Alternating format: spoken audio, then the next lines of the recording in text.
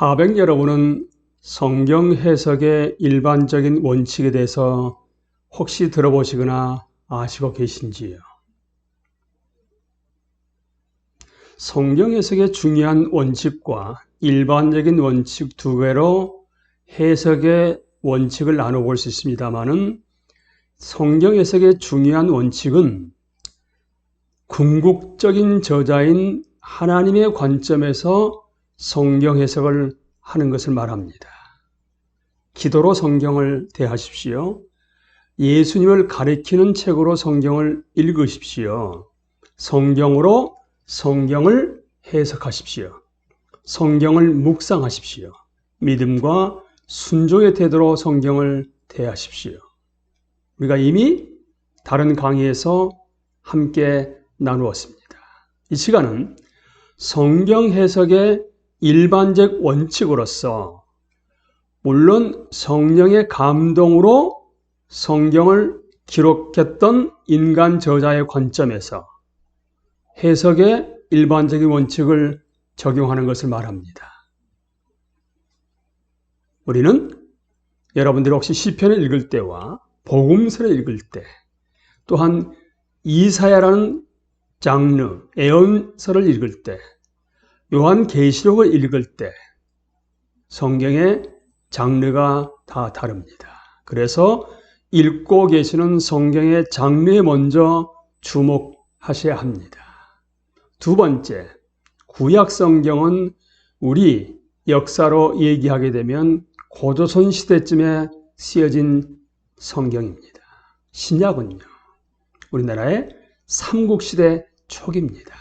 그러니까 신라가 BC 57년에 세워졌다 얘기를 하거든요. 그런데 신약 성경은 1세기에 쓰여졌습니다. 물론 주후죠. 그렇기 때문에 우리가 구약 성경을 읽거나 신약 성경을 읽으실 때는 역사적 혹은 문화적 배경에 관한 문제를 먼저 인식하셔야만 합니다. 그리고 중요한 얘기입니다, 여러분. 문맥을 주목해야 합니다. 문맥에 주목해야 합니다. 그리고 혼자 읽는 게 아니고 공동체 안에서 성경을 읽으셔야 합니다. 그리고 우리는 좀 더 충실한 성경 본문 해석자가 되기 위해서 출발을 하셔야만 하는 것입니다. 하나씩 살펴볼까요, 여러분? 지금 현재 읽고 있는 성경의 장르에 주목하십시오. 우리는 공감하는 독자로서 다양한 장르와 그 장르에 동반하는 저자의 가정을 존중하며 성경에 접근할 필요가 있습니다, 여러분. 예를 들어 잠언 10장 4절을 세번역으로 읽어드리겠습니다.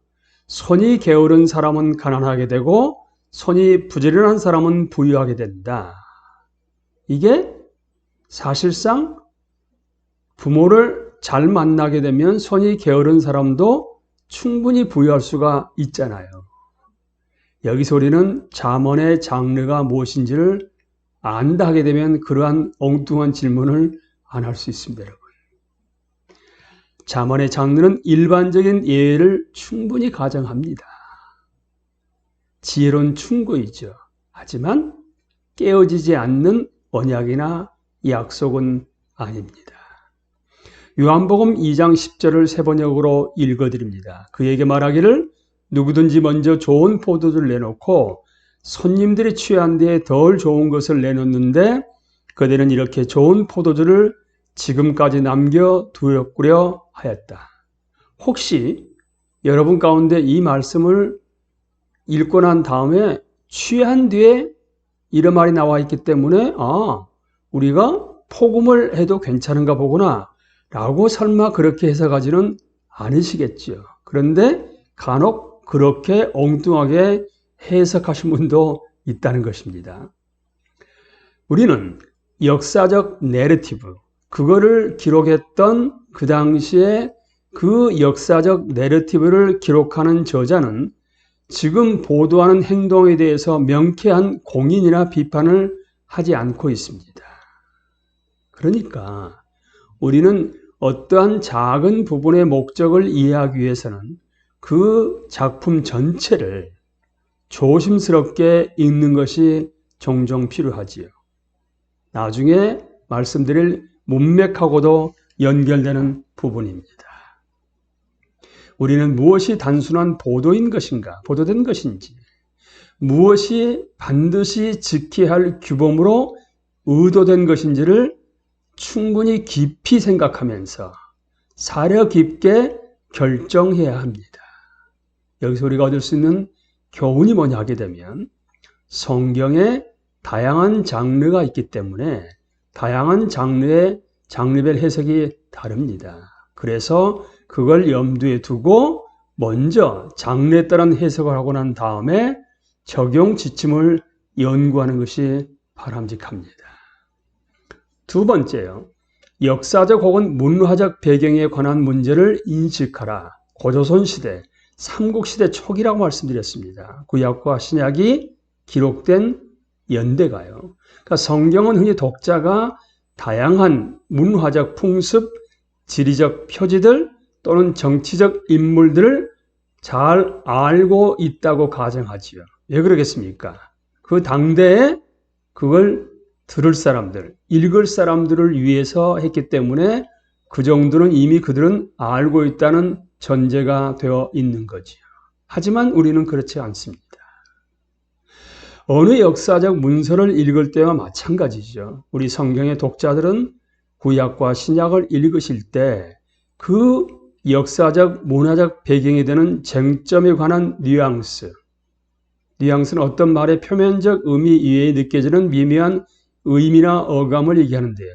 뉘앙스를 알 수 있게 하는 그래서 학습 보조물이 필요합니다. 그 당시에 역사적으로, 지리적으로, 문화적으로 그걸 반드시 공부를 하셔야만 합니다.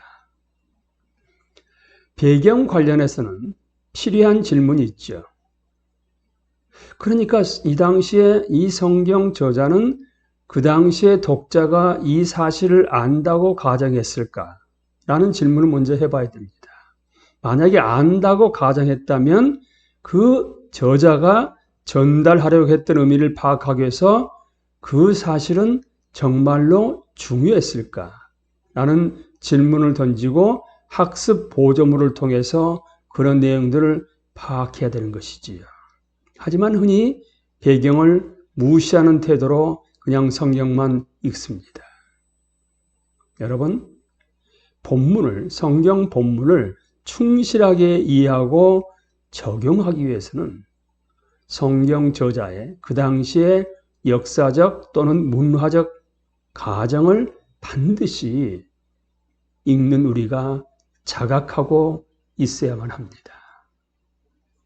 예를 들어 이스라엘의 역사나 주변국과의 관계에 대해 어느 정도 알지 못하게 되면 우리는 구약에 나와 있는 소선지서에 있는 여러 가지 비난들을 이해할 수가 없는 거지요. 자, 이제 세 번째로 넘어갑니다. 장르, 그 다음에 쓰여진 그 시기에 맞춘 역사적, 문화적 배경을 아심과 동시에 또 하나가 문맥, 영어로 컨텍스트거든요. 이거를 우리말로 번역하게 되면 문맥이나 맥락으로도 번역할 수가 있습니다. 흔히 성경 해석의 해석학적 실패를 얘기할 때 성경의 권위와 무어에 대해서는 목소리를 높이고 소리쳐 변호하신 분들이 실제로는 설교할 때 보게 되면 되는 대로 설교합니다. 여러분, 그렇다게 되면 사실상 성경의 권위를 부인하는 분들이죠. 너무 많습니다. 성경의 권위를 부인하는 설교자들이에요. 영어로 text without context is pretext라는 문장이 있는데요. 이게 재밌죠. 여러분, 영어를 아신 분들이 하시게 되면 텍스트에 앞에 con이 붙어 있죠. 컨텍스트가 맥락이거든요. 그런데 텍스트 앞에 pre라는 말이 붙어 있습니다. 그러니까 문맥을 무시하고 성경 본문을 해석하게 되면 자기 임의대로 하는 겁니다. 그러나 나중에 핑계대고 변명을 대는 거예요. 다른 말로 하게 되면 문맥을 통해서 저자의 의도를 우리가 파악하지 못하게 되면 설교자는 본문에서 자신의 선입관을 주입하는 경향이 굉장히 두드러지게 됩니다. 그래서 본문에 단단히 매달릴 때 우리는 오히려 영감된 성경 저자의 의미로 돌아갈 수 있게 됩니다. 그러니까 다른 말로 하게 되면 영감된 본문에 충실해야 된 거죠. 그것이 문맥을 무시하고 읽는 것이 아니라는 것입니다. 뿐만 아니라 우리는 공동체 안에서 성경을 읽어야만 합니다. 한 몸에 많은 지체가 있으나 그 지체들이 다 같은 일을 하는 것이 아닙니다. 이와 같이 우리도 여럿이지만 그리스도 안에서 한 몸을 이루고 있으며 각 사람은 서로 지체입니다. 일종의 팀이죠. 예수 그리스도를 머리로 했어요. 지체들은 다 다양하게 자기의 주어진 사명을 감당하는 것이지요. 그래서 자신의 가르침과 설교에 대한 건설적인 비판을 공동체 안에서 수용을 해야 되는 겁니다. 그런데 왕왕 이럴 수가 있다는 것이지요. 목사가 만일 자기 교회 성도들 중에는 충분한 피드백을 자신에게 줄 만한 사람이 없다고 느낀다게 되면 그 목사는 성령께서 회중들에게 나눠주신 은사의 정도에 대해서 과소평가하고 있는 것이라는 겁니다. 이제 마지막으로 좀 더 충실한 해석자가 되기 위한 여정을 출발하십시오. 끊임없이 우리는 학습을 통해서 좀 더 나은 충실한 해석자가 되어야만 합니다. 틀리지 않는 해석자라고 주장할 수 있는 사람은 아무도 없지요. 어떻게 피조물인 우리가 하나님의 말씀을 100% 해석하고 깨달을 수가 있겠습니까? 성경에 대한 풍부한 지식을 얻기 위해서 우리는 성경 연구에 그러기 때문에 시간과 힘을 쏟아야만 합니다. 시편 119편 72절에서는요. 시편 기자는 우리한테 이렇게 얘기합니다. 개정과 새 번역으로 읽어드리겠습니다. 주의 입의 법이 내게는 천천 금은보다 좋으니이다. 주님께서 나에게 친히 일러주신 그 법이 천만 금은보다 더 귀합니다. 그렇기 때문에 천만 금은보다 더 귀한 성경 본문을 계속적으로 우리가 더 나은 방식으로 충실하게 해석하는 것이 중요하지 않겠습니까? 하백 여러분. 하나님 앞에 충실한 성경 해석자가 되기 위해서 하백인 여러분은 그 성경의 본문의 장르가 어떤 장르인가?